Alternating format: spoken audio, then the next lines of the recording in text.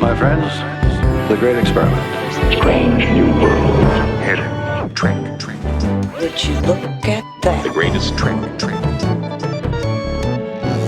you people, you're all astronauts on some kind of Star Trek. The greatest trick. Welcome to Greatest Trek. It's a new Star Trek podcast from the makers of The Greatest Generation. I'm Ben Harrison. I'm Adam Pranica. When I left the studio briefly before we recorded and I went back into the house part of my house, my wife saw my face and she was like, "Oh, you're not going to go on camera like that, are you?" And what she was talking about was like, I've got a horseshoe. I'm not sure if you can see it or the people watching the stream can see it. I've got like the horseshoe line in the middle of my forehead because I had my head on that shape of pillow getting needles and electrodes put into my back for the last hour. All right. And I'm feeling great. Yeah. But I'm looking weird. The toilet seat shaped pillow that No one's ever made that better. Yeah. That's always been how it works. I went to a Thai massage once where there was just another thing, there was like the end of the bed and then there was just like a bar with like a towel wrapped around it. And that did okay. I mean, there was still some imprint. Yeah. And this thing is going to last for a while. Like, I don't know what it is about my face that just like once a mark is on it, it's on it for hours and hours. But Yeah. that's my situation.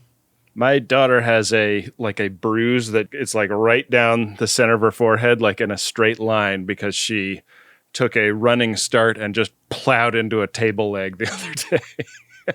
When I was in elementary school, I hurt myself really bad on a playground by running full speed and looking behind me while I ran. Yeah. And like cartoonishly like hit a wooden support beam for some playground equipment, and like my arms and my legs kept going forward and my face and body like center massed this thing. Kids, man. Got all over your face and cake, did it? It sure did. Yeah. Happy birthday to me. Yeah. Probably didn't do any permanent damage. Well, man, you know what doesn't get hurt when a thing smashes it in the face, Adam? I think you're about to tell me. An agglomeration of foam and felt, Yeah. known as a puppet. We made it. We sure did, Ben. There's so much I want to talk about with respect to this episode. I just want to get right into it if you're okay with that. To leave ourselves time to go all the way on Strange New World Season 4, Episode 5. It's called Level 5, Transporter Accident. You know the greatest danger facing us is an irrational fear of the unknown. Now that we're puppets. We're puppets! On the previously on, we are reminded that Scotty is thought to be quite capable enough to do engineering on his own, at least in his own mind. Right. We also are reminded of the haunted house ship and the symbolism of T'Pring as the bearer of logic in Spock's psyche. He projected her into that nightmare environment to guide him back to logic. And that is what we are reminded of as we go into a Spock's log. And we're actually headed to Vulcan, of all places. It's one of those trips where, you know, if you could just do something on your way, that would be great. A little pirate patrol would be nice while you're headed to Vulcan. Right. Like I got an errand all the way across town. I'm looking for a couple of things to like pick up on the way there or on the way back, just to kind of make it feel like it was worth the 45-minute drive. Sure. Yeah. And that's what we're doing. Vulcan will be happening and logic will be studied. But in the meantime, pirates. And we're in Rhizonian space, and Scotty is working on a project that sort of lightly references his character in the J.J. Abrams movie as being interested in transporting things at great distance and setting the record at great distance. I feel like once you do it the first time, like my transports tend to kind of dribble out after that when I'm going for the record. Like that first transport, you can really go for distance, but after that, I wonder if experiments like these are better done far away. The way that like testing a bomb is best done away from civilization. I was thinking about like, why wouldn't you just do transport shit in a lab? Like between planets in a system or something, or two systems that maybe are closer together. Why would you ever do this in space? I mean, that's sort of what like the Genesis device testing was. It was like, let's do this really far outside of prying eyes. I mean, I've heard that like in the wake of the COVID pandemic, it sounds like maybe the lab leak theory didn't bear out, but in the scenario that had been true, and even if it isn't, like if we're going to have labs testing highly contagious viral agents, like maybe those labs should be built and positioned very far from population centers so that it's like relatively easy to contain if something does leak, Can't do that though, Ben. Everyone's got to return to work.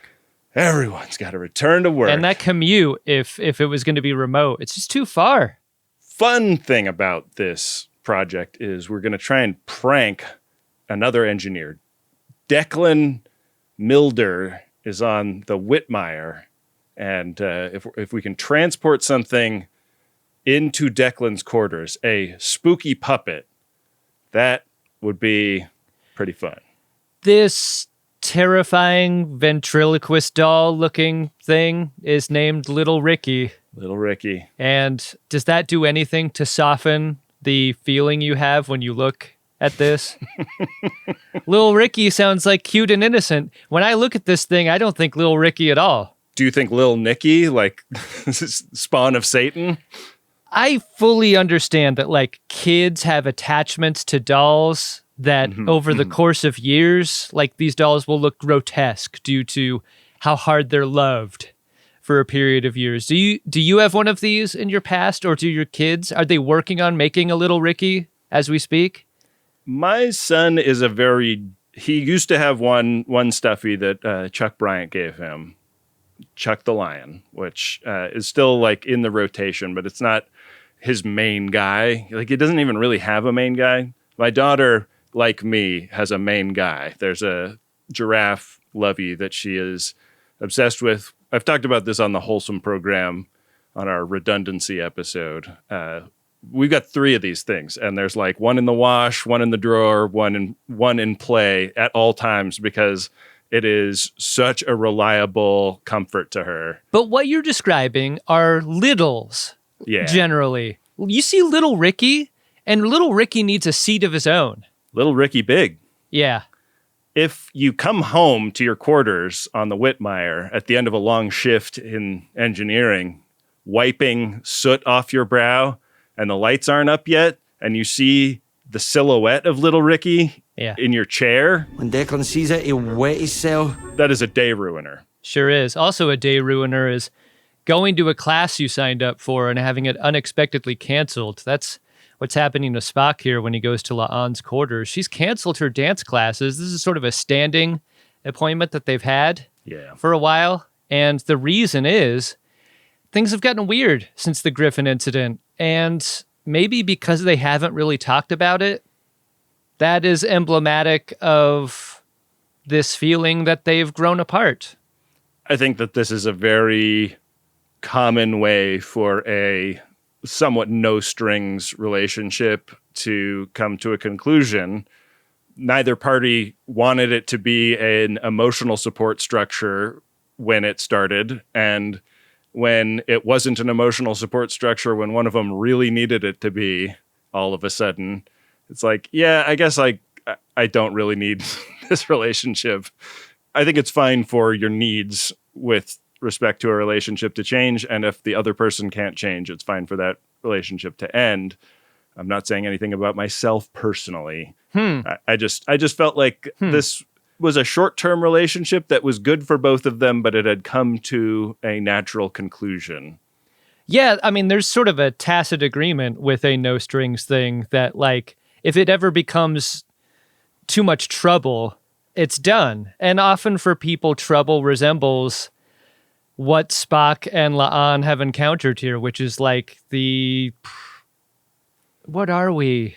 Yeah. Everything okay kind of stuff that committed relationships understand is like the currency of them, Right. but not something like they had. And so they decide, because La'an is so direct and specific about everything, like there's no room for misinterpretation here, they come to the conclusion that this is the conclusion. Yeah. No regrets. We're heading on our separate star charts. Are you concerned about pirate activity in this region if the cold open is about scanning for pirates? I was thinking... Probably going to be a pirate episode. Yeah. Pike doesn't seem concerned about the pirates, though, right? Pike is in this episode, and... It should be said. Anytime that's true, you gotta say it. He's wearing a t-shirt that says, "New chair, don't care," and that is what he is going to be preoccupied with. I love the confidence of this. Like, Orion's could be scary. If you were on a ship, not the Enterprise with this crew, I could see Orion-based piracy being something to be very concerned about. But instead, fancy chair. And this is a storyline that is very much drawn from Star Trek Enterprise, the getting the chair just rightness of this. I finally have my new chair. Try not to hit that button. How much did you wish there was a plastic sheet tightly enclosing this thing that he got to carefully Oh, yeah. peel off? Little decals all over all the screens that you get to pull away with a little blue tab. This is what I'm saying. I can totally get on Pike's level of enthusiasm with respect to like a new piece of tech Yeah. to try out. Where I can't get with him is that there's a little bit of like gross vanity about it. Like, this is my chair. This is my new thing that I get to use. Because for a long time, tell me if you felt this way. Didn't Pike feel almost like a reluctant leader, but accepting. Finally, of the job? But like, this moment feels a little too, hey, look at me and this cool thing that I've got because I'm the leader of the ship. In a way that I get is he's kind of joking. But in that way, when your friends joke about a thing that you know they're actually a little bit serious about, you can tell that actually he's not joking. Like, this is kind of what he thinks also. I related to Pike in this moment. It really reminded me of this one time when I was in the middle of a big video project and I had a computer that was on its last legs and I needed to buy a new computer. And I had also recently invested in a new camera, but I was in the middle of a project where everything was on the old computer and everything was getting shot on the old camera. And so I couldn't like switch both midstream because everything would look different and it would take so much time to set everything up that on the computer that it would like kill the momentum of the project. And so I just had like these new fun things sitting there bothering me that I couldn't do anything with. And, you know, when you get the cool new thing and you just get to enjoy it, that's a fun feeling. Yeah, but what you're describing is a private thing. This is like happening out in public on the bridge, and that didn't feel great to me. Yeah, I mean, it happened in front of my crew, my editors and collaborators and stuff. I'm not proud of this, Adam. I'm just I'm not saying what Pike is doing is good. I'm just saying it's relatable. The greatest trick. In Spock's quarters, he is meditating, but he is having a hard time concentrating because of all of the memories that are flooding back in from the Griffin incident. And this is something that, if you're a meditator, you are taught to accept the stray thought that floats into your mind. Like, it's the resistant to those thoughts that will ruin your practice. You must instead like regard and notice them and then just kind of gently move them off of your plate, off of your mind plate or whatever. But yeah, let them float by like bubbles, I've heard. But these thoughts are coming at Spock so fast and so loudly, he really can't get a purchase on the piece that he's going for here.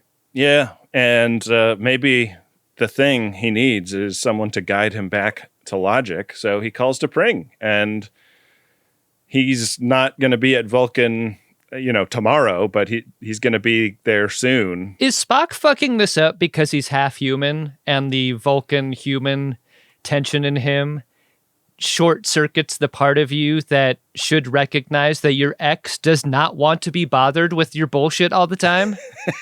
And maybe like an actual break would be better for you both?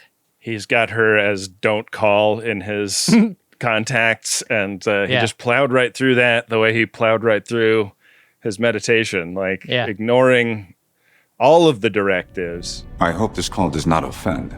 It does not. I mean, she says this, right? She's like, you're going to have to make a decision. Like, are you going to be Vulcan as fuck or are you going to be human as fuck? You can't do this middle thing. You don't know what to do when you're the middle thing and nobody knows what to do with you. And that's a hard feeling. Like, it's a decision that this character will wrestle with throughout his history, in TOS and in the films. Do you think Spock is confusing the personal and the professional? Because the last time I heard, T'Pring was still working at that center for traumatized Vulcans where she was like helping them get through all that. Is this Spock going like, well, my ex actually specializes in this, so like maybe I could approach her professionally, but like this conversation they're having is not a professional conversation. This is a personal conversation. Man, that makes it very uncomfortable. Like all the doctor at Thanksgiving, everybody's like, hey, would you look at this? Yeah. That's how this felt to me. And so it made me very much on T'Pring's side of the issue here. There is a holiday coming up, or has it already passed? It's so hard to keep track of, when it's you've got your Federation calendar and your Vulcan calendar, and, sometimes it doesn't sync to your GCal properly. He's a reform movement Vulcan, and so sometimes these things just slip his mind. But Cal Rec has come and gone. The Vulcan Day of Solitude and Atonement would have been perfect for this. Yeah, Spock, do you think forgetting something so important might have anything to do with serving on a ship of chaos? No wonder you never look at your calendar. It's too chaotic over there. What you got to do is go to a Vulcan funeral parlor and get the calendar from them. They always have the calendar. There's a free handout calendar with all the dates in it. Because Enterprise is cruising toward Vulcan, there is sort of an agreement that maybe she would be open to talking about this again once they arrive. She's like, basically, pay for my flight and I'll come logic your ass. Yeah. But you know my conditions, Spock. Jinx shall be very low, if not all the way down to 0. There's the job of deploying some relay buoys that Spock is able to accomplish. Final relay buoy set, Lieutenant. Hello, Rookies, ready to fly. These buoys are to help Scotty's experiment, right? Yeah. They're like pattern enhancers or something. And Spock shits him out his shuttle and lets Scotty know that they're good to go. 5x5. Scotty goes and hits those sliders on the transporter. Bye-bye, little Ricky. There's some urgency to this scene because T'Pring has arrived on the ship before Spock. And so as soon as he knows this, there's a sense of urgency to get back on the ship. You don't want to leave T'Pring alone at your workplace without you. There is something about Strange New Worlds more and more over time, which is that people can show up on the ship without them showing the transport that they came on, without us really understanding like how or when or like how long in between. Like, he just made the agreement with T'Pring. Like, they didn't show him then logging on to Southwest and like ordering tickets for her. She's just there.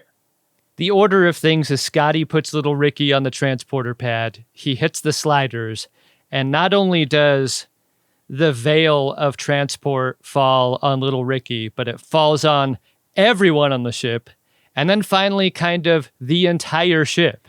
The entire ship appears to beam away as Spock watches out the window, but then it beams back. No problem.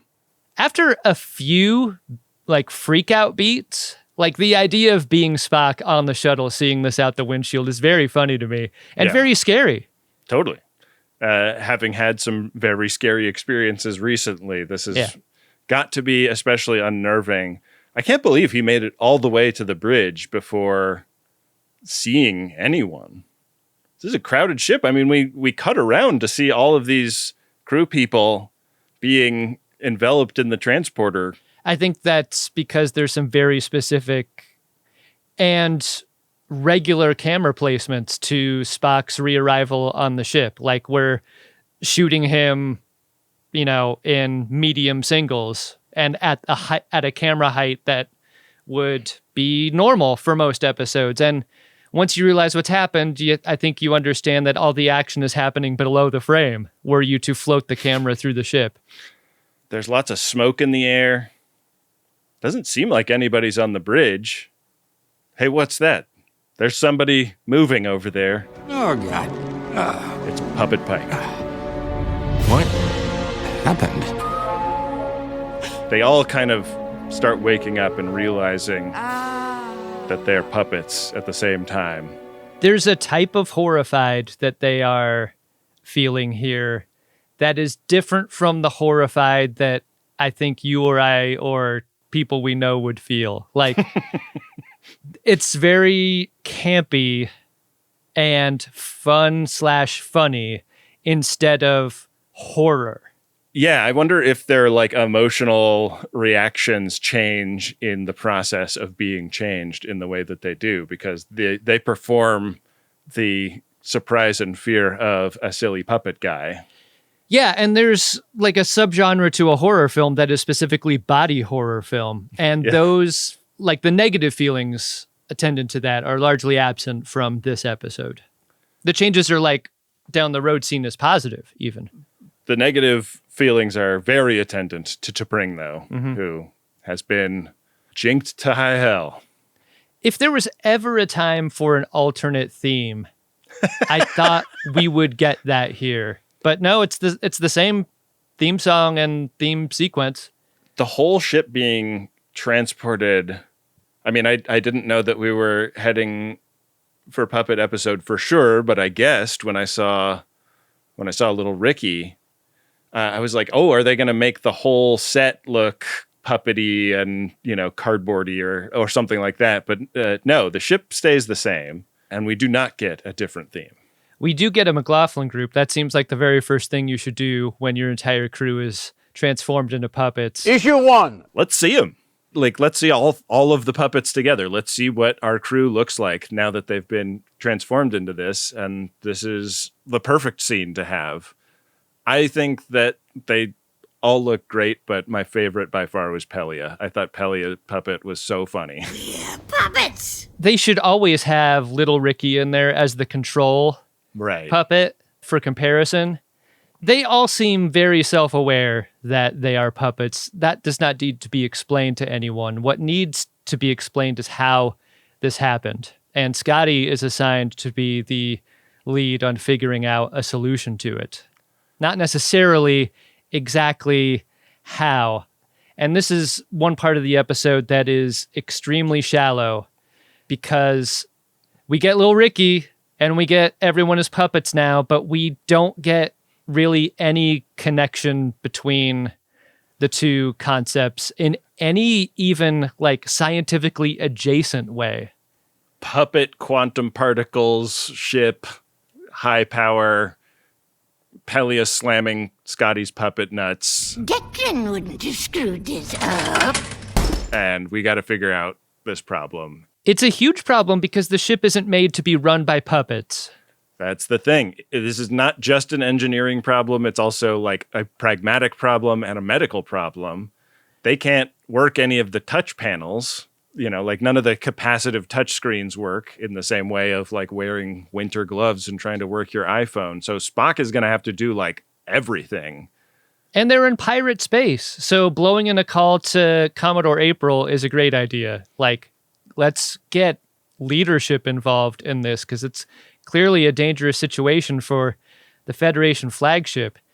It seems like April is the first person to actually be a scientist about what they are and wanting to know what they are literally, because a puppet normally has a hand inside them. So you're not puppets, but you're all still puppets. What are you made of? And are you alive? Like, these are really interesting questions that April's asking. What is in your butt currently would be kind of the primary question we need to figure out. We need to score a lot of laps fast. We're licensed businessmen. This ship and her history will shortly become the care of another crew. They will continue the voyage as we have begun. The greatest trick. Maybe the first thing, if you are a puppet, the first thing to get out there to anyone around you that may not be a puppet the way you are is that you're not being puppeted. Right. And if you're involved in security or strategery or in a part of space where there could be armed conflict with pirates, like, you need to know that your crew out there isn't being puppeted. I totally get this angle by April. It made me wonder what was going on that the closest ship is 2 days away, given that T'Pring just showed up without much fanfare. I kind of got the sense maybe this is, we don't want to tell the Vulcans what happened because the Vulcans will just never stop rolling their eyes at us. The Vulcans have got to have a ship, right? You would think, but the way this episode is constructed is meant to make any questions about its logic irrelevant. Don't let anyone know you're puppets until this other ship comes to help. That is how Admiral April signs off. It would be great if this new chair could come into play because it's got all these control functions. You can control the ship right from the chair, but Pike can't give Spock chair access because he can't boop the buttons. Yeah. Those felt fingers can't do shit. In the transporter room, Puppet Scotty is working on an experiment with Puppet La'an using the buffer. And it seems risky, but La'an, as ever, is willing to take whatever risks in any given situation, especially because in this case, if the experiment is successful, everyone's going to return back to normal. Sadly, the buffer has been scrubbed. No dice on this working. She returns to the pad and her puppet arm falls off of her birdie.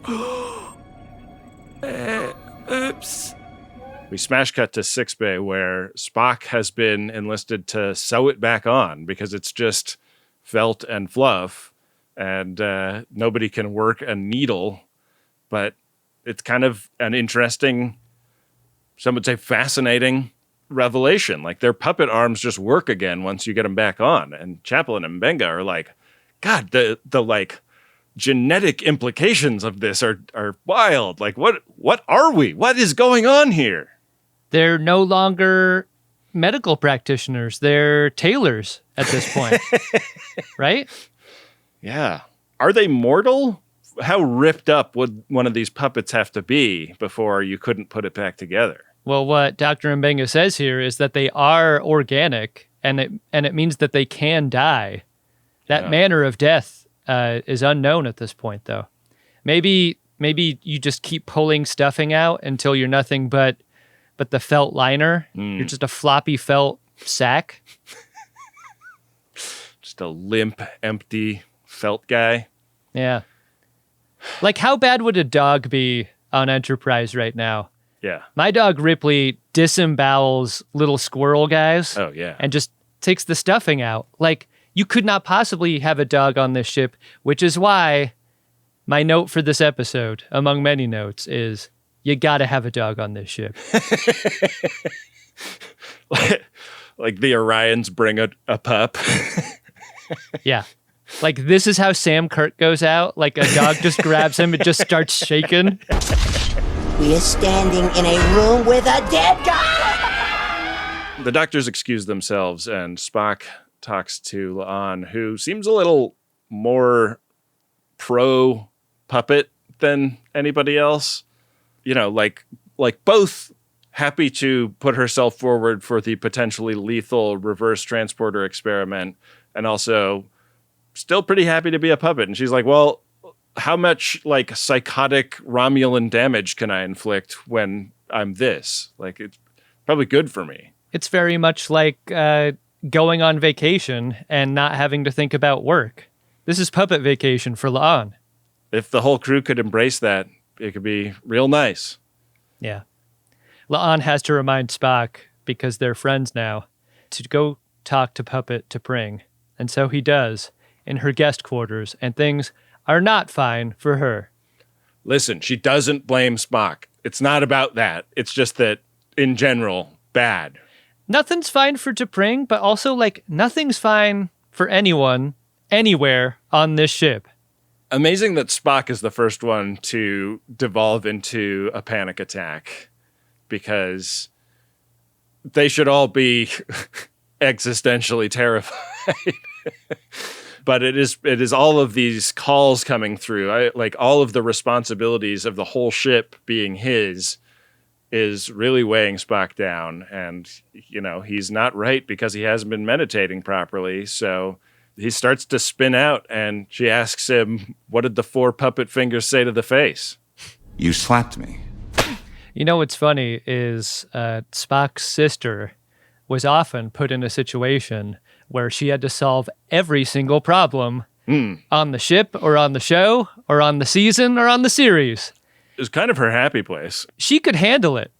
The brother cannot. Perhaps you simply have a penchant for the dramatic. Okay. This is something, my psychiatrist tells me at all times. Some people are good with stress and some people are not. And do they sort of wait and pause expectantly for you to say which one you are?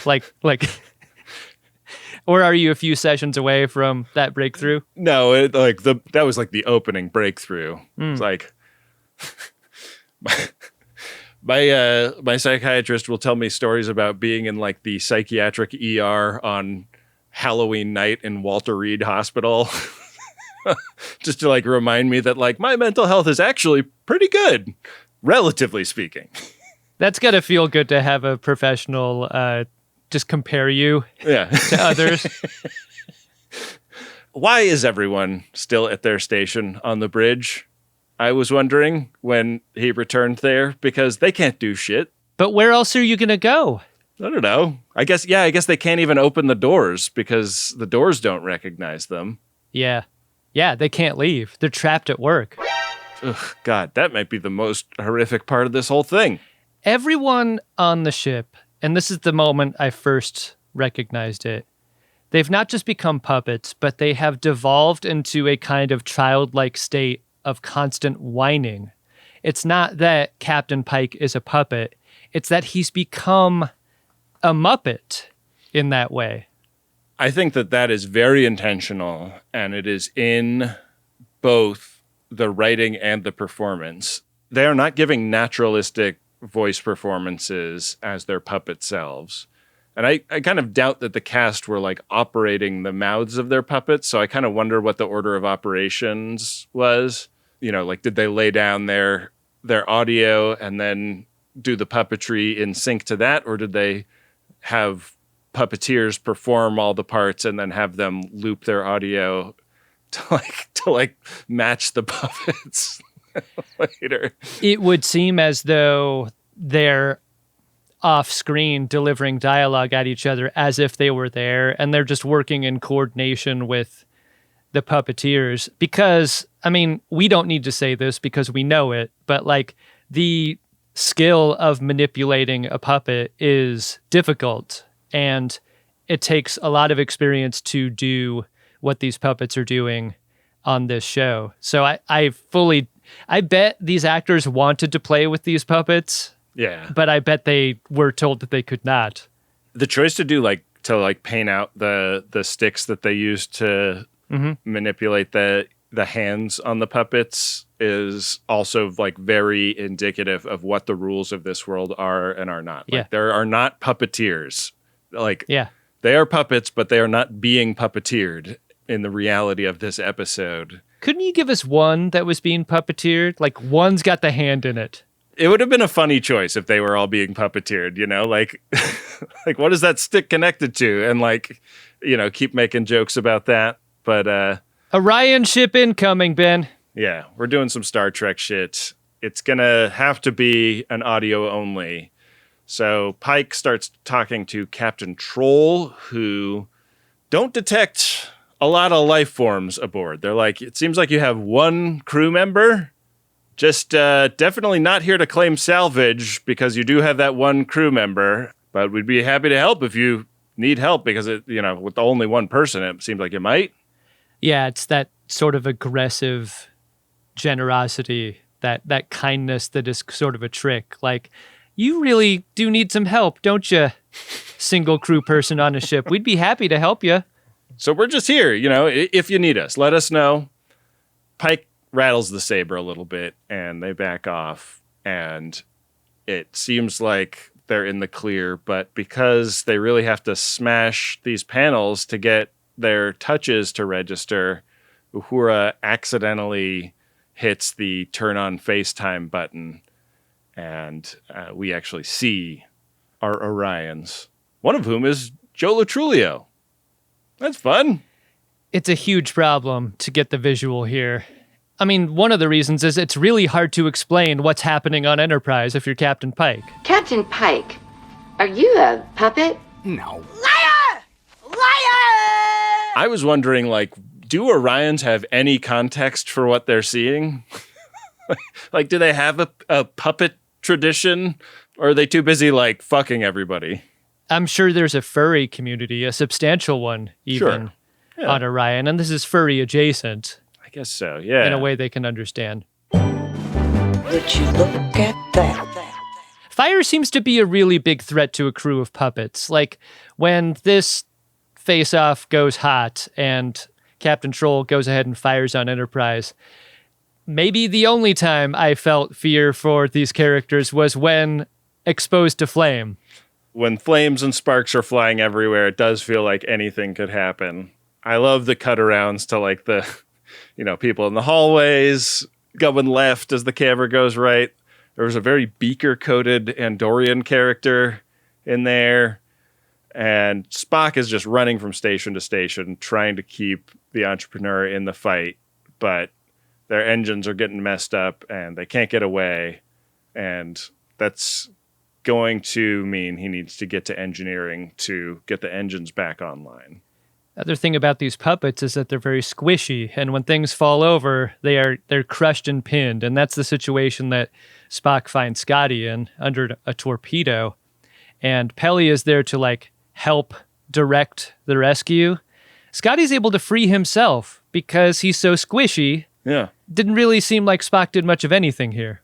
Didn't need to actually relieve the weight. And there's some of this in Roger Rabbit where cartoon logic applies to things that happen to cartoon characters and human logic applies to the human characters, but it doesn't ever cross over. That kind of felt like maybe a little bit of what was happening with Scotty. It's funny that he gets out from under the torpedo tube and therefore it can happen.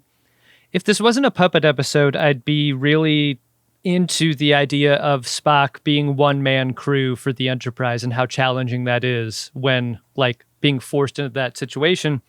It's happening constantly here. He has to leave engineering because the ship is being boarded, and he runs over to the shuttle bay to see exactly what's happening there. But on his way, he runs into T'Pring, and she says she will help him with this armload of phasers. She's got so many guns and pirate experience. So, what she suggests is probably the Orions are jangling the keys over here in the shuttle bay to trick you into not paying attention to something that they're doing over here. So maybe go right back to engineering. And Spock heads that way and sees that a crowd of Orions are trying to get in. But this firefight does not go well, Enterprise. Yeah, the Orions win, and they get Spock, and they tie him up in the bar. Captain Troll has some logic to inflict on him. Your crew are puppets, so give us your ship. Ergo. QED. Yeah, the threat of this puppet crew not going quietly is a little flimsy at this point. I think if you're Captain Troll, you don't really take this seriously at all. When Spock says, you have no idea what kind of puppet whoop ass you're about to be subjected to, she is right to ignore it. Yeah, because we see an example of this. Like, Una and La'an aren't able to defend themselves or attack the Orions in any meaningful way. And they take the bridge as fast as they want to. Just tossing pillows off of the couch, basically, is their approach to arriving to the bridge. They're totally nerfed. And I don't know why the Orions left any of the puppet people alive, like why they would care. Yeah. Enough to. Like, it seems like from the Orions we've met, they would probably find it kind of funny to just shoot a bunch of puppets. Sure. Or use them to soak up fluids. Right. Oh, man. Wringing out a puppet after an Orion orgy. Just sentient bar rag. That's what they become the rest of their short puppet life. Okay. Now that you put it that way, I'm actually kind of into it. That's pretty hot. Oh, but they're also cleaning up cum and piss and stuff too, Ben. It's the whole thing. Exactly. Yeah. No, that's what I'm saying. Like, this is a degradation kink I'm starting to really see the merits of. Gross. Pelia, professionally offended that this Orion captain is going to sit in Pike's new chair. So offended that she throws her cute little boots and gets cut in half for her trouble. So sad. No! RSVP Pelia. Clearly. Pike is defiant, but they call retreat and they run into the ready room where the doors close behind them, and I guess they can safely coordinate against the Orions in there because the Orions are not pressed about the puppet crew still being there. Pelia is so brave during being sewn back together. I watch a lot of like hospital shows and stuff. Like the trauma department is full of like screaming people in a great amount of pain. I feel like I would like hospital show, but they're so antithetical to my wife's frame of mind. I can never persuade her to watch one with me. Maybe I'll just watch them by myself. If you want to watch something that you can't watch as a couple, that's the only way to do it, Ben. Yeah. Too busy watching nerdy sci-fi shit. I mean, she's still like taking opportunities to tell Scotty about Declan being a better engineer. Declan would never have gotten them into this kind of scrape. For whatever reason, they're allowed to gather in the conference room. And you see this a bunch, like when hostages are taken. The hostage takers are like, don't talk to each other. Don't strategize anything, any sort of resistance movement. The Orions seem so unthreatened by the puppets that they just permit them to have this closed-door meeting in the conference room where they strategize how to take back the bridge. It is like they are treating the Enterprise as having a slight puppet infestation, but something that is manageable, not something that you would have any concerns about if you're just taking the ship to be stripped for parts or something. Like, why even break a sweat trying to deal with it right now? Spock is still in the bar, and he continues to put up a pretty brave face for all the enhanced interrogation he's going through. And the Joe Latrulio Orion here is a bit of a talker, as henches go. And they get deep pretty fast, don't they? Yeah. He's very curious about the non-matriarchal structure of Federation society. That's kind of new on him. Also interested in the difficulty of being, high up in the org chart, but not right at the top. Like a lot of bullshit coming from both directions for characters like him and Spock. A lot of puppet weight on Spock's shoulders. The thing that keeps Spock alive is his necessity for controlling the ship. And this is something Captain Troll knows. Like, they can do whatever to these puppets. Who gives a shit about the puppets? Like, they can get all blown out the airlock for all Captain Troll cares. But they really need Spock to give over these codes or work with them on transferring control to the Orions. Do they think that it would be impossible for any of the puppets to have the codes? Is that why they're threatening Spock with killing Pike and not the other way around? I think anytime you can make fun of the most important scene in Star Trek history by making this point. You have to do it. Sure. And that's what Captain Troll does here by blowing Pike out the airlock as Spock touches glass with him before he goes. Man, if we had just made some friends in the fucking production team on this show and they'd blown puppets of us out this airlock, would that not have been the greatest thing of all time? Not to give too much away about the end of this episode, but I would have turned down this episode if it were the one that was offered to me. Yeah, Pike goes into space. They can see him out the window. Everybody's real sad, RSVP Pike. But then Pelly is like, puppets don't have to breathe or do any metabolizing. We don't have the same health concerns as biological entities. I think this moment, making fun of Wrath of Khan and warping it in this way, was the part I couldn't come back from in this episode because, obviously this isn't a serious episode and not every episode needs to be, but this felt like a stranger coming into my room and playing with my toys, making them do a bunch of things that they would never do. You know what I mean by that feeling? Sure. And they're doing it almost to get a rise out of you. Like this moment, this Wrath of Khan homage or whatever, it felt aggressive from a group of creators who are clearly sensitive about the Star Trek fan community, not giving them a chance or maybe being unfair in their criticism. And on the other hand, making fun of the thing their job is to care for and create for. I didn't mind it in that way. I do think that it represents a turning point in the episode because there is also a new logic at play that is very interesting to me, which is we now know something that the Orions don't, which is that we do not need oxygen to breathe. Yeah. What? No. Shouldn't everything about the plan to retake the ship have turned toward evacuate the ship's air supply and get Spock into a spacesuit at this point? Right. That is not the direction that they go. And T'Pring is we need to accept that we are doomed. And I mean, I guess we could just not accept that we're doomed and keep trying shit, T'Pring. The greatest trek is yet to come. This way of being you described before about our characters becoming Muppety instead of just being the human souls put inside puppets is a big, big part of this next McLaughlin group. Issue 2. Where Puppet Pike gives his halftime speech to his crew. Yeah. They are going to use the element of surprise. T'Pring is going to be in on it.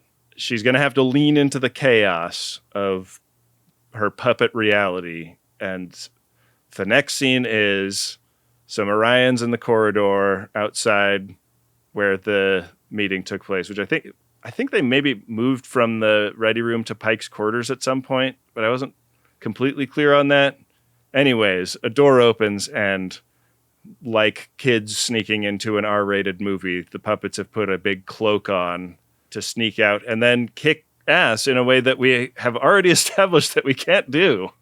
Yeah, I mean, 3 kids in a trench coat is an idea that is not original, but it is, I guess, when it's 3 puppets. Yeah. Pike gets to ride on top, like the front part of the horse costume, I guess.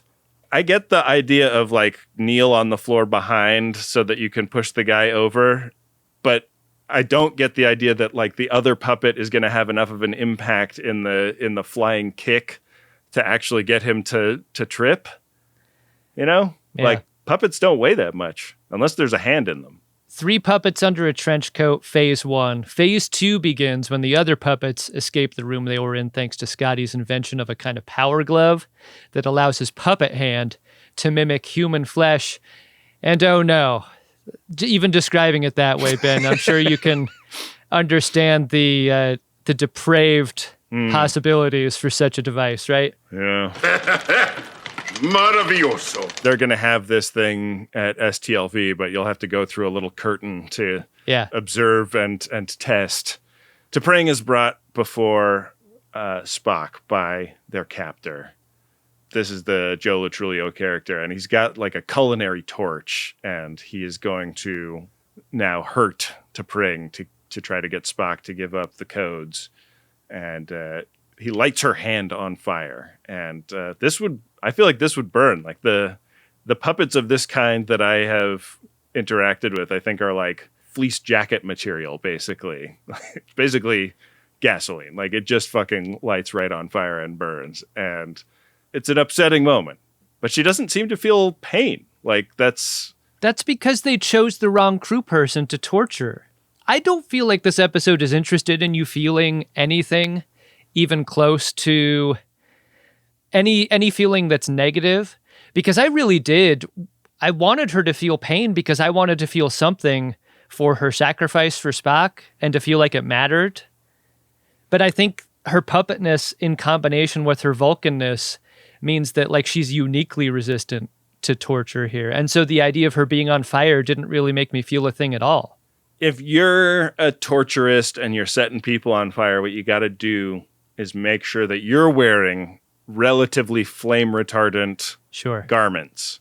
And that is where Joe Latrulio erred, because she just turns around and smacks him, and suddenly he's very much on fire and does not know the stop, drop, and roll thing. I guess they, don't have that in Orion elementary schools.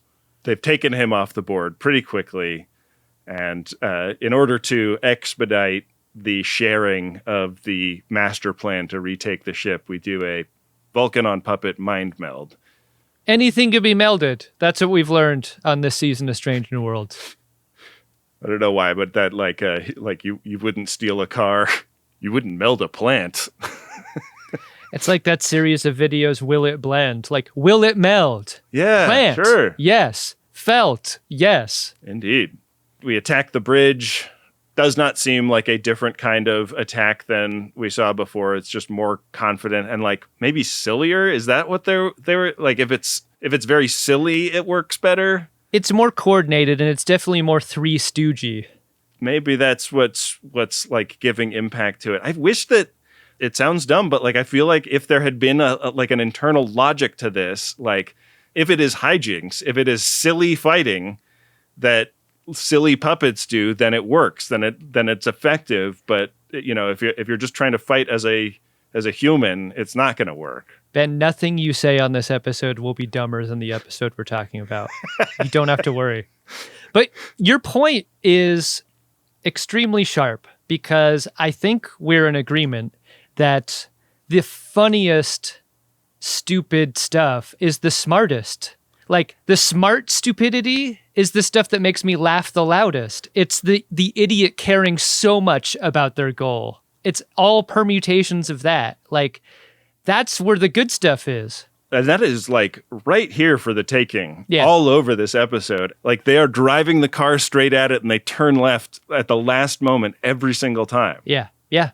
This combat sequence doesn't make a lick of sense, even with puppet logic. Like, Captain Troll just sitting in the chair the entire time while her guys get taken apart by these puppets, and like not standing up or seeming worried or giving orders or arming herself, getting out her sword. Nothing happens with her.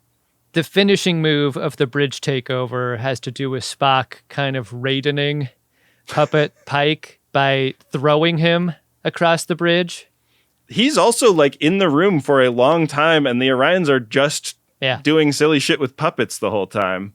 Well, I mean, how many puppet-sized crew people could you fight versus a Spock-sized puppet? Yeah. Exactly. Yeah, when Pike gets to Troll, she's distracted long enough for Spock to grab the chair, and he tries to reason with her, but he's conserving oxygen. So I guess they did do the hypoxia thing, but like so much less dramatically than it could have been. Like, blow him out the airlock was what they all deserved after they blew Pike out the airlock, you know? Like that would have been a nice symmetry for the episode, you know? The symmetry of comedy, even. Yeah.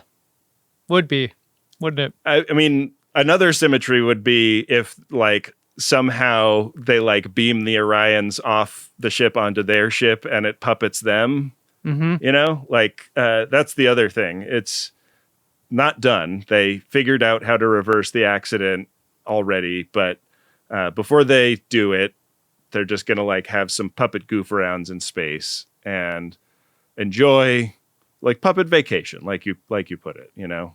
It's pretty cool, actually. They all get this moment to process some feelings about not being puppets anymore. Yeah. And Spock and T'Pring are in his quarters after having done a meditation session. She didn't want to do the puppet spacewalk. I found this choice interesting. She'd rather do an ex-girlfriend talk instead of that puppet spacewalk. Yeah, I mean, when she heard that he had a Cal Rec to make up, she was like, yeah, okay, that's probably more important. This whole experience has only made him crave logic more. When Spock kisses Puppet T'Pring, he'd fuck her, right?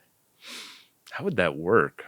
Because the same decision or biological imperative to, like, give affection through kissing them, it's related to fucking. Mm-hmm. And so I feel like there's a non-zero chance he also wants to fuck this puppet. I mean, did you look at that puppet? It's pretty fucking hot. Are these the sort of puppets where the clothes are sewn onto the skin, though?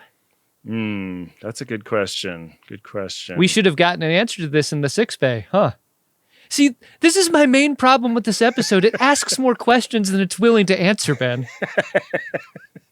You know, good writers pose great questions. Great writers answer them. Yeah.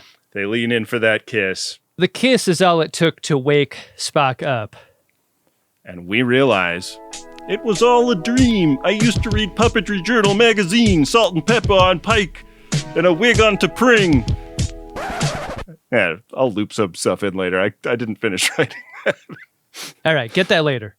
The transporter accident was pretty minor, it turns out. Yeah. And he's been unconscious for a few hours. It just bonked him, and this was the hijinks he imagined. So I guess that does kind of save the T'Pring logic a little bit. Like, there wasn't a transport ship bringing her and then no ship in range, because that wasn't reality. The whole thing was just a put on, and yeah. Yeah, it was all a dream undoes everything up to that point, Ben.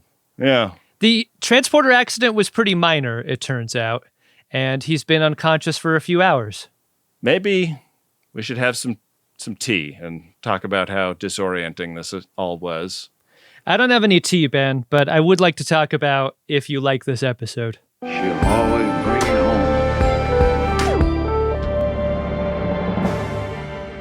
I think I like this episode more than you did. I think the end is an annoying cop-out because I don't mind there being a very far-fetched scientific explanation for everybody being turned into puppets, really.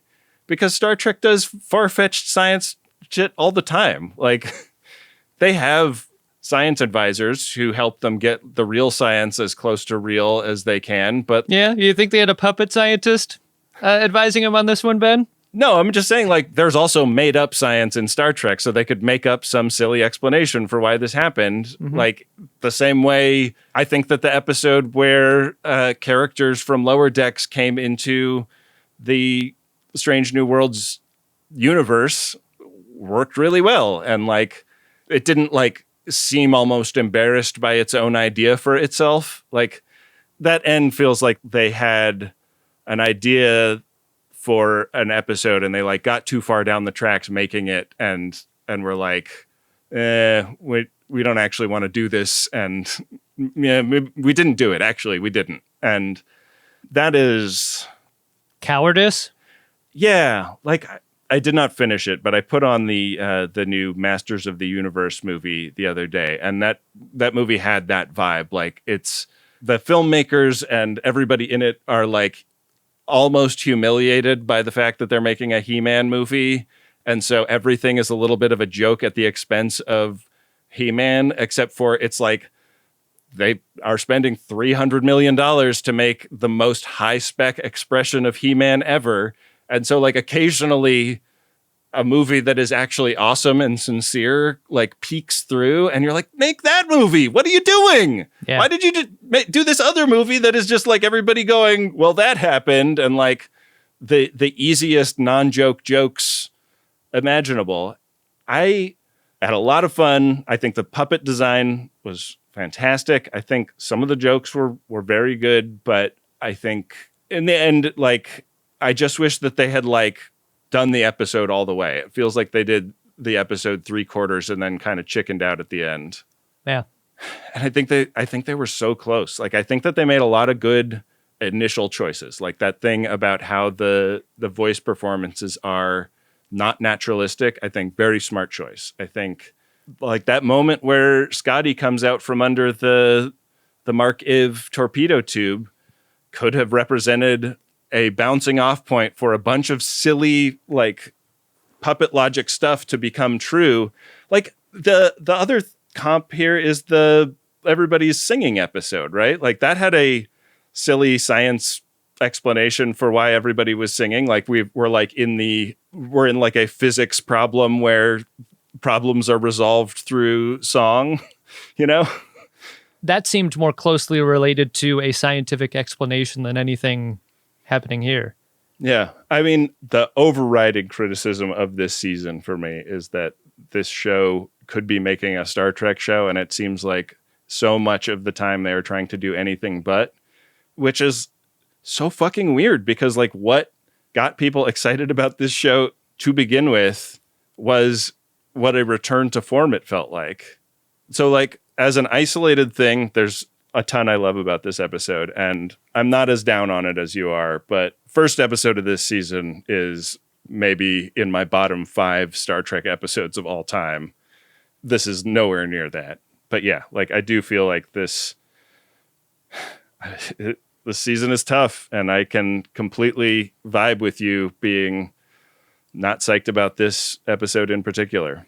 This was rock bottom for me, and I think maybe it said what it was trying to do with one of the character names. Are we sure this wasn't a troll? I'm with you. Like, I think Ethan Peck should win an award for acting across puppets the way he does this episode. I thought he did great work with that, and you'll never hear me say a bad thing about the Jim Henson Creature Shop. But like, I have a really hard time with how cynical I found this whole thing to be. Because this is a great puppet episode of a TV show, but it's a terrible Star Trek episode. And I'm totally with you on, like, I think you mentioned specific episodes before, like Star Trek can be silly. Star Trek has made many episodes where they put our characters in situations where they have to get back to who they are. Like either it's Frame of Mind or Genesis or like Fistful of Datas. Like we're seeing our people in a different way and they're trapped in a problem that they have to escape. Like Threshold was silly. Live Fast and Prosper was silly. We've got Mirror Universe episodes that are silly. Like Take Me Out to the Holosuite is not my favorite episode of DS9, and it was unserious, but it wasn't like this. At least Take Me Out to the Holosuite identifies all of the excellent joke opportunities that are presented by putting a Star Trek crew on a baseball diamond and exploits them, you know, instead of like veering away at the last moment over and over again. You could argue that but it was all a dream ending gets them off the hook for all of this because it negates everything that happened. But I fucking hate that. That manipulation of the audience, an audience that like has had 60 years of expectations that most things could be explained scientifically, or at least in a way, if it wasn't specifically scientifically, like you could see it. But if I wrote a spec script and at the end I said it was all a dream, I'd get fucking laughed out of the room and my agent would drop me because that is a hack idea. Yeah. Well, your agent wouldn't because he's also your friend, but I'm feeling really dark about this episode, and I'm not usually this aggressive with how I describe things, but like, here's why. This episode made me embarrassed for my love of this show, and I've lived an entire life being felt embarrassed for loving Star Trek, but that was because other people made me feel that way. And I've never felt like the show was making fun of me as a viewer until this episode, like mocking me for their amusement. And that's a different kind of embarrassment because it feels like betrayal. Yeah. And you and I could never make episodes that made fun of our fan base. Like, we're just trying to do the best we can, making the best version of the show that we can make. Because if we did that, we would lose our audience, and we would deserve to. There are shows that can and do, and that's the relationship they have with their audience. And that's a vibe I like sometimes, you know, like I used to listen to like radio talk shows sometimes, and like the host would be like, all the idiots that call in on this show. And it's part of the bit. That's not our vibe, and that's never been Star Trek's vibe. You said something about how this feels like storytelling distinct from Star Trek storytelling. And I read an article, maybe you read this article in SFX. Henry Alonzo Myers and Akiva Goldsman were interviewed, and they're like, where do you come up with your ideas? And what they said was, we're accepting wild ideas from the cast and our writers. And what we're doing is we're making those Star Trek shaped. We're starting with the idea, and then we're trying to conform it into a Star Trek universe. Yeah. And that seems like a great method for doing creative work, but it seems like a fucking terrible way to make Star Trek. I would even go so far as to say it would be a good way to make Star Trek if we were doing 24 episodes a season, and like every cast member got one weirdzy per season. Like, give us one like really weird idea that you think would be fun, and we'll like beat it into shape in the writer's room. And we can have like 5 completely outside the box ideas from you, the cast of this show, and we'll like do them. We'll go hard on them. Yeah. But the rest of it is going to be, here is like an interesting ethical conundrum that has a twist on it because of a technological innovation. And sure, here is a personal challenge for 2 crew members to get over because of something in their past. And, you know, like every other episode type can happen also. Like, this crowding out all of the Star Trek is what's destroying my love of this show. Yeah, I mean, my faith in the creative leadership of this show by people at this level is broken. Like, this episode broke that for me. And there aren't a lot of episodes left in this series to get it back. My expectations are gone at this point. Like, I'm ready to watch and enjoy episodes of Stranger Worlds going forward, but like, this should have been a Lower Decks episode. It could have been an email. Yeah. Well, Adam, do you want to see if we got any emails in the Priority 1 inbox? If any of them look like puppets, I'm just going to refuse to read them. Priority 1 message from Starfleet coming in on secured channel. Then we've got a personal Priority 1 message here. It is to SP. For reasons definitely Mick to it, because tripling down on a bad bit moment is about as funny as peeing one's pants. And this is from the very same SP. Okay. Here's that message, and we're being directed to read it as Mark Twain. Everyone knows best boss I ever had is the preferred passphrase, but what my theory presupposes is perhaps a P1 of specific sibilants is the only certain shibboleth. Myriad entrepreneurial Miriam's enterprise to study urinary sciences aboard the USS Bashir, seeking cis pic sick maquis convalescing in Six Bay, but for some reason, Jake Sisko. Anyway, Maggie O'Halloran drop. Would you like to hold my hand? Would you like to kiss me? Oh, good morning, boys. The spirits have turned her into a cow. I'm not quite myself today. Oh. What kind of a girl do you think I am? Bitch, I'm a cargo move. I was walking around town with nothing but a bell around my neck. Everyone was staring at me. We've got a promotional message here. The message is, I regret nothing. The call to action is, don't tell my wife I spent $500 on a Star Trek piss joke. From SP. You know what's great about SP is they've got the confidence of their convictions in seeing their ideas through all the way, unapologetically. and also a willingness to deceive the person that they are spending their life with. SP doubling, tripling down. SP has really gone a long way to make sure that nobody forgets about this piss joke. I will never forget this. This worked. Yeah, I mean, let's be honest. SP maybe saved our bacon on this one. This was starting to feel like a bit of a bummer-sode, and SP pulled the pod car around. Thank you, SP. Are you bummed? I'm not bummed. Well, I'm bummed when a thing I really like isn't to make a sports metaphor. It's like watching your favorite team play not as well as you know they can. That's an interesting comparison. Yeah, I did not come close to feeling sad about this. That's such a weird description of the feeling. Yeah, I think I'm upset. I'm not sad. I was sad for season 4, episode 1, because I felt like it was so morally compromised when Star Trek doesn't need to be that. The thing that makes me happy every time is reading Priority 1 messages, like the kind from SP. And if you'd like to triple down on anything, you can head to podshop.biz, find Priority 1 messages right there at the top of the page, click it, and book yours today. You can pick your episode, pick what the air date's going to be. And getting one goes a long way in supporting the production of the shows that we make, so thanks. All right, Adam, I got a question for you. What's that, Ben? Did you find yourself an Edward Larkin?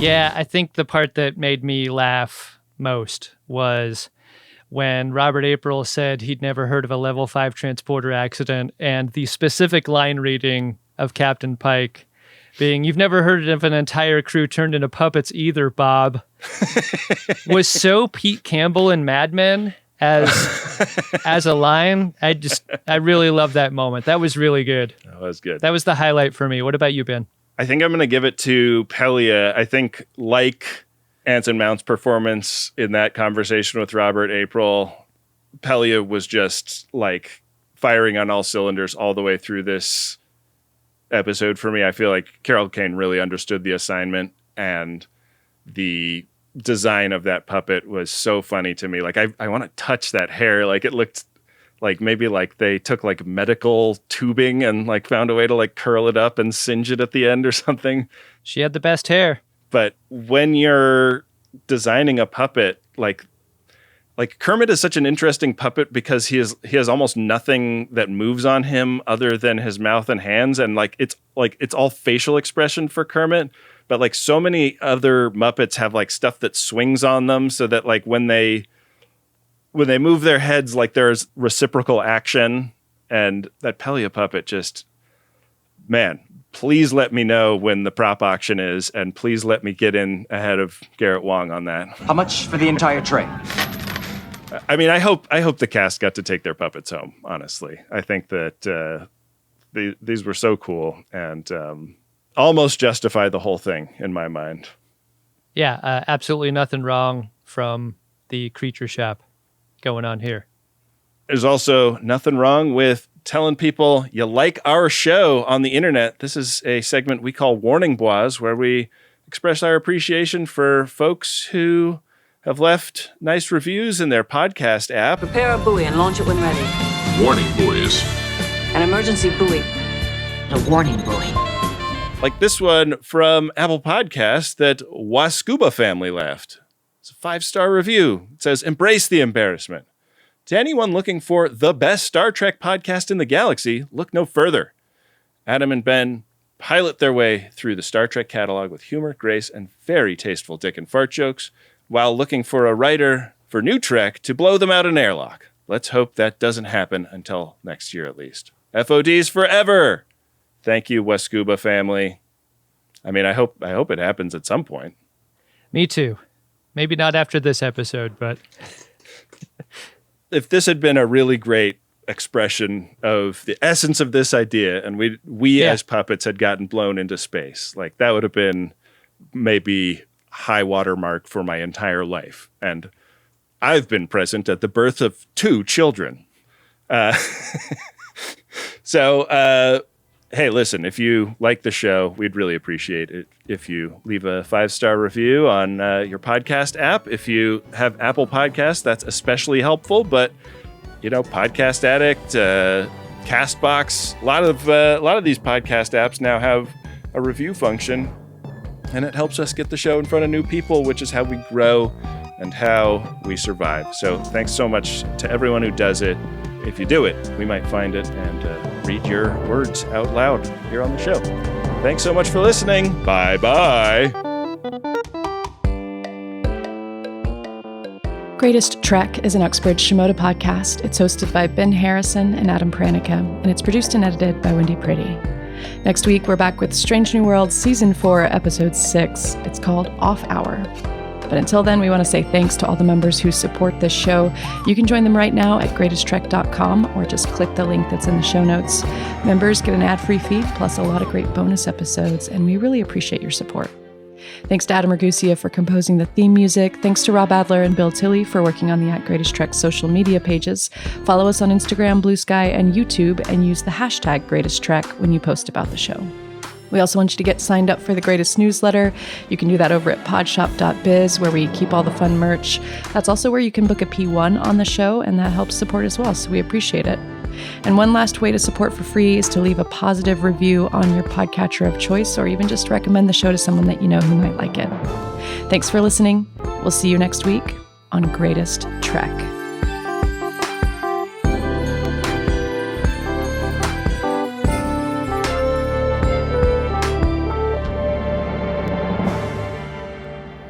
Fuck all you gonzos. Get a grip, Statler and Waldorf. This album is dedicated to all the Muppet babies who told me I'd never amount to nothing. To all the Doc Hoppers who tried to get me to sell frog legs when I was just trying to go to Hollywood with my friend Fozzie. And all the Muppets in the struggle. You know what I'm saying? It's all good, baby, baby. It was all a dream. I used to read Puppetry Journal magazine, Salt and Pepper on Pike and a Wig on T'Pring. Hands up the Hulker's ass, but still putting Orion pirate invaders on blast. They put the transporter buffer out of order. Not the only thing broken in this clunker. Plot perforated like the crewman in the red shirt with the hole from Death Becomes Her. Remember Singularity? Enterprise Season 2? You never thought they'd return to making the captain's chair new. Now puppets in the limelight cause they aren't quite sure where to go with this dying hit show. They said fuck it and brought in a whole bunch of puppets. They got a lot of fluff and they know where to stuff it. Piece of Jim, Henson, Frank, Oz, Carol Spinney, Fred McFeely, Rogers, and Lamb Chop Sherry. Mad hijinks like I thought they would. Same season as the Griffin incident. It's as good as Section 31. And if you don't know, now you know, puppet. You know very well, this is Star Trek Strange New Worlds. I think they've gone too far.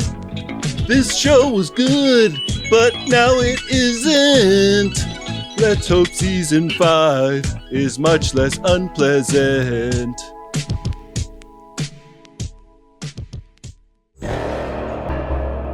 Uxbridge. Shimoda.